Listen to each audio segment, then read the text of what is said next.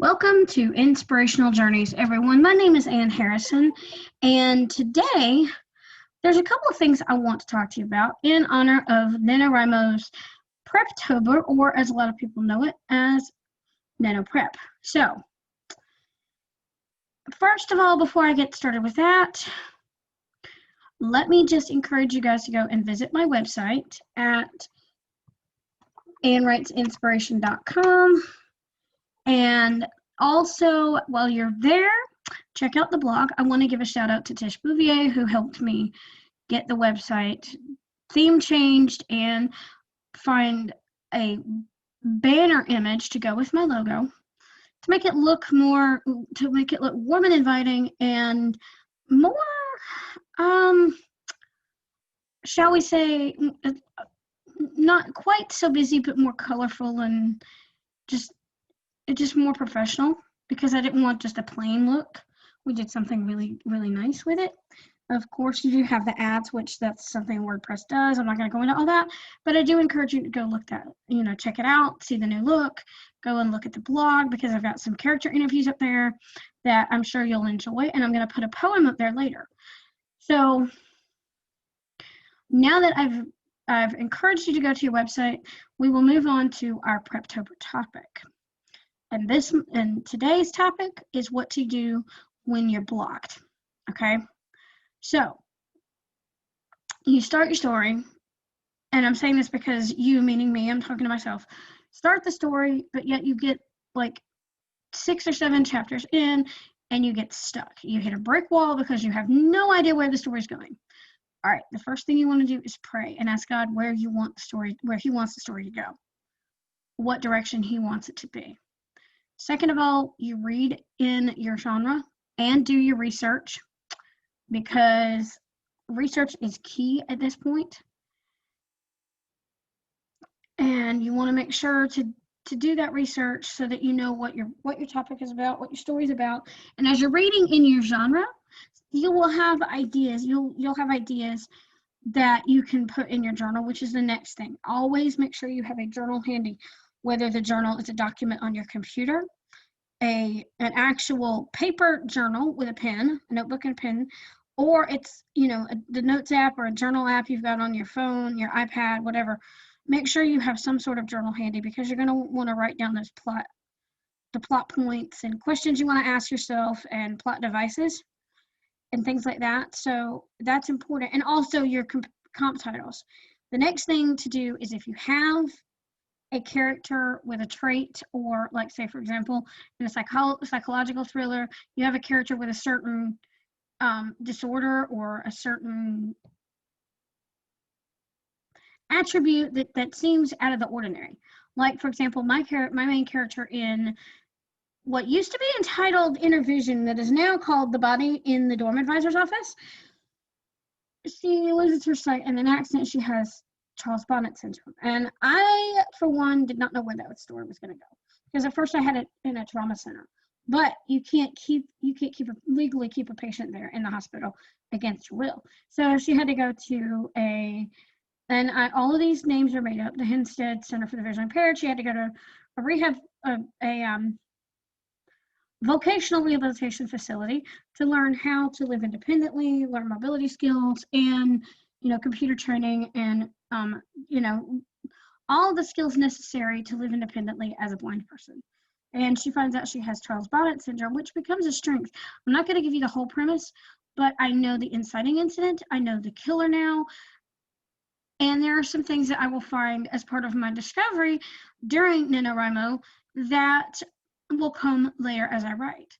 But pray, read, research, journal, and even if you have to, brainstorm with your fellow writers.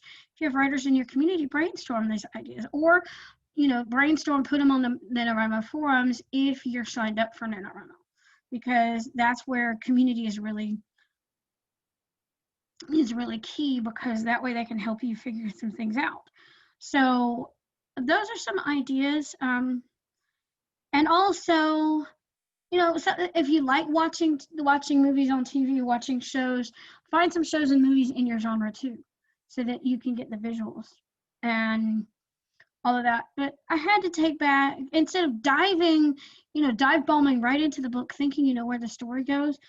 One more thing I wanted to suggest is take a step back, because when you do, that's where you're going to find out why your story isn't working. Interview your characters. Be sure to watch AuthorTube, because, like, for example, if you're plotting a mystery or thriller, any type of thriller or mystery, Alexa Dunn has a video on YouTube that's called Plotting Your Thriller Backwards.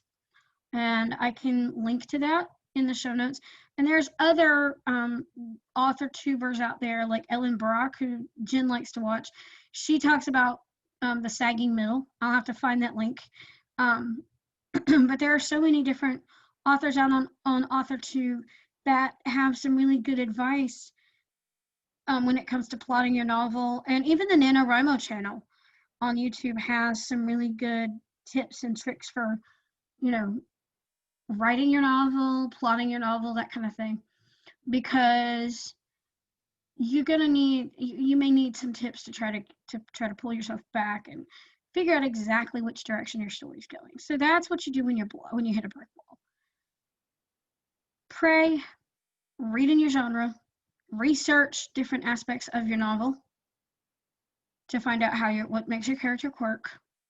Talk to your writing community, journal, and then watch other AuthorTube on YouTube, or find blogs and videos about how to write in your specific genre, because that's going to help you, and that's going to help you determine where your story is going. And sometimes just sitting and listening, just sitting in solitude. If you're an intuitive person like me, sitting in the quiet of your house, in the quiet of the day, and just allowing your mind, or sitting out on your steps or your porch, or going outside for a walk, allowing your mind just to wander, just to your brain to marinate, so to speak. Listen to what the Holy Spirit is telling you.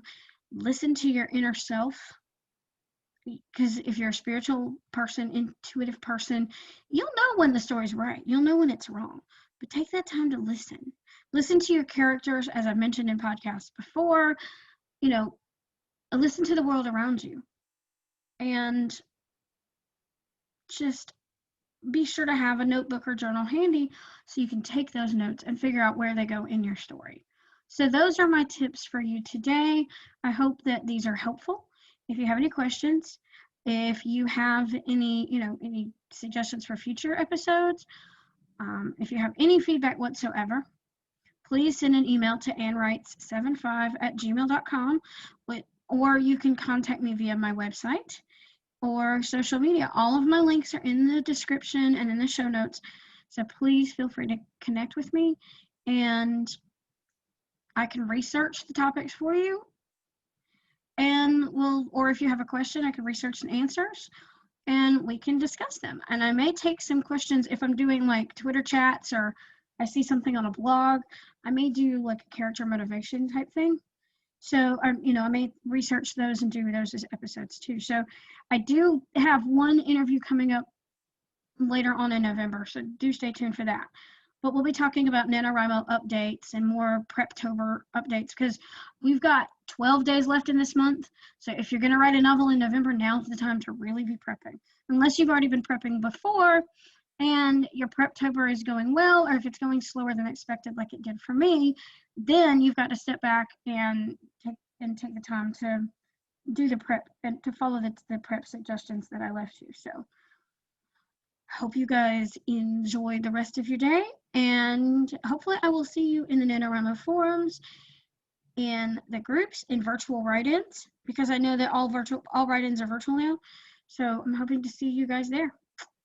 I will talk to you later. Have a blessed day, everyone. Bye-bye.